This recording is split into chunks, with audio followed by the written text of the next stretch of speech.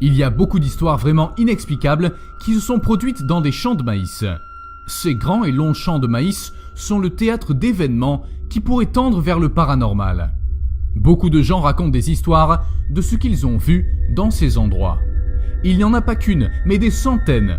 Cependant, les histoires qui seront racontées ici ne sont que quelques-unes, mais cela ne les empêche pas d'être terrifiantes dans tous les sens du terme. Les événements qui suivent sont de véritables témoignages des situations qui se sont produites dans différentes parties du monde. Numéro 3. Jennifer Lozano vivait avec sa mère et son beau-père dans une maison sur une colline de l'Indiana. Le paysage n'était qu'innombrables champs de maïs et forêts.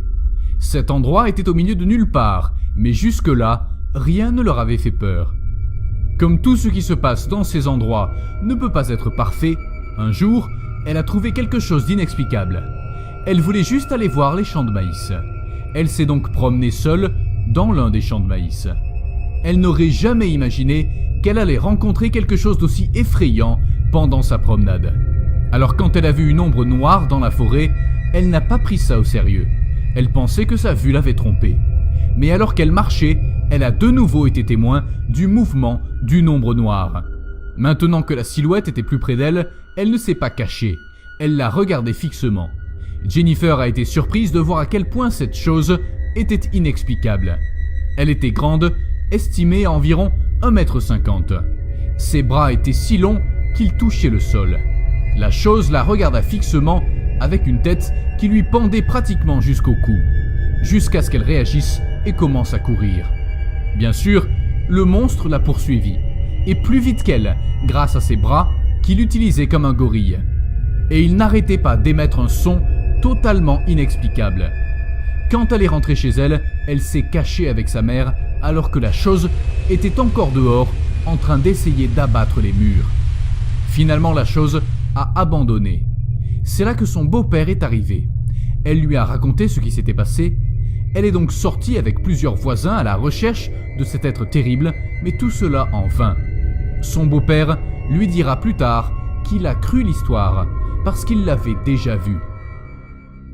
Numéro 2. Le genre de créature que Jennifer, ses parents et quelques voisins ont découvert ne vit pas seulement dans l'Indiana. D'autres observations d'un tel monstre ont été rapportées de diverses régions des États-Unis. Dans cette affaire, les témoins vivent dans l'Illinois. Un mari et sa femme conduisaient sur une route de l'Illinois. C'était une route de campagne très solitaire. Elle était entourée de part et d'autre de champs de maïs. Le paysage tel qu'ils le décrivent était totalement hypnotisant. C'était une nuit d'été très claire. La route était longue, ils étaient seuls et le paysage passait rapidement devant leurs yeux. Un sentiment de calme imprégnait ce voyage. Jusqu'à ce que quelque chose les sorte de la transe dans laquelle ils étaient. Comme ils étaient seuls sur la route, toute autre personne qui passerait serait très remarquée. C'est pour cela qu'ils ont eu la peur de leur vie quand de nulle part, un personnage s'est précipité devant eux sur la route. Avec le peu qu'ils pouvaient voir, la femme le décrit comme un petit squelette. Petit parce qu'il avait à peu près la taille d'un enfant. Comme un squelette parce qu'il était totalement blanc. Même ses membres ressemblaient à des os. Cela a vraiment donné à la femme un blocage mental. Heureusement, elle a bien vu cette créature. Son mari, par contre, ne pouvait pas bien la décrire. Il n'a réussi à la voir que lorsqu'il quittait déjà la route. Quelle qu'était cette créature, aucun des deux ne pouvait expliquer ce que c'était. Mais c'est resté un souvenir effrayant dans leur mémoire. Numéro 1.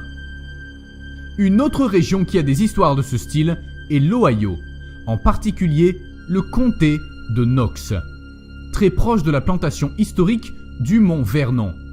Dans cette histoire, le protagoniste est un motocycliste. L'observation a eu lieu précisément le 31 juillet 2018. Ce sont les données présentées par l'équipe du Mutual UFO Network, qui était présidée par Ron Maglone, alors chargé de cette affaire. Le fait est que ce motocycliste roulait le long d'une route qui était complètement entourée de champs de maïs. N'importe qui aurait ressenti la solitude qui est évidente dans de tels endroits. Ce sentiment d'être seul ne le dérangeait pas. On pourrait même dire qu'il se sentait plus en sécurité, jusqu'à ce que d'un coup, une silhouette a croisé son chemin. Cette créature se déplaçait à une vitesse incroyable d'un côté à l'autre.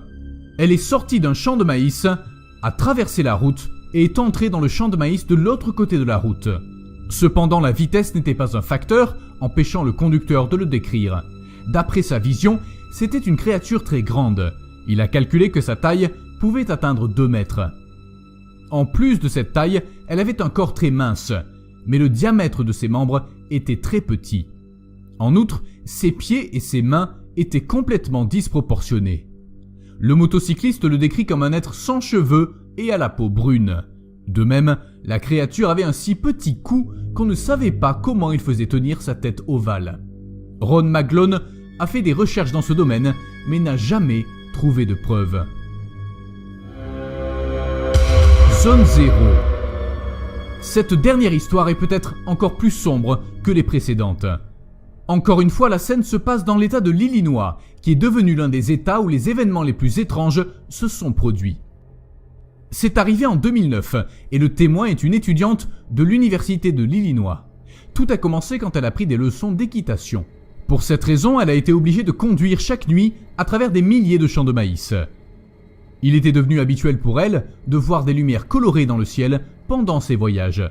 Parfois, ces lumières descendaient même jusqu'à la route. Aussi étrange que cela puisse paraître, elle ne le prenait pas trop au sérieux. Jusqu'à une nuit où l'étrangeté a atteint un niveau inexplicable. Cette fois, ce ne sont pas des lumières qu'elle a vues, mais un énorme rectangle noir, beaucoup plus sombre que la nuit. Elle l'a décrit comme une sorte de portail qui s'approchait d'elle. Derrière elle, il y avait une voiture, alors elle a fait demi-tour et s'est mise sur l'autre voie pour fuir. À sa grande surprise, l'autre voiture a poursuivi sa route tranquillement. En se retournant, elle s'est aperçue que le portail avait disparu. Mais ce n'est pas tout.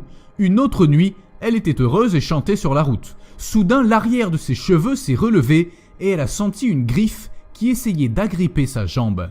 Elle a crié et avec le cri, cette sensation a disparu.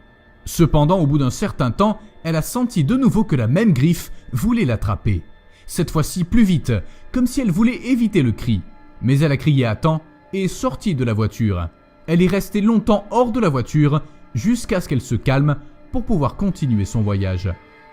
Notre monde, le plan dans lequel nous vivons, est plein d'événements sombres, des événements inexpliqués qu'aucun témoin ne peut comprendre pleinement, pas même les experts qui les ont étudiés. Les champs de maïs attirent-ils de l'énergie, des animaux étranges, des êtres d'une autre planète? On ne sait pas et on ne le saura probablement jamais. La vérité, c'est qu'il doit se passer quelque chose au beau milieu des récoltes de maïs.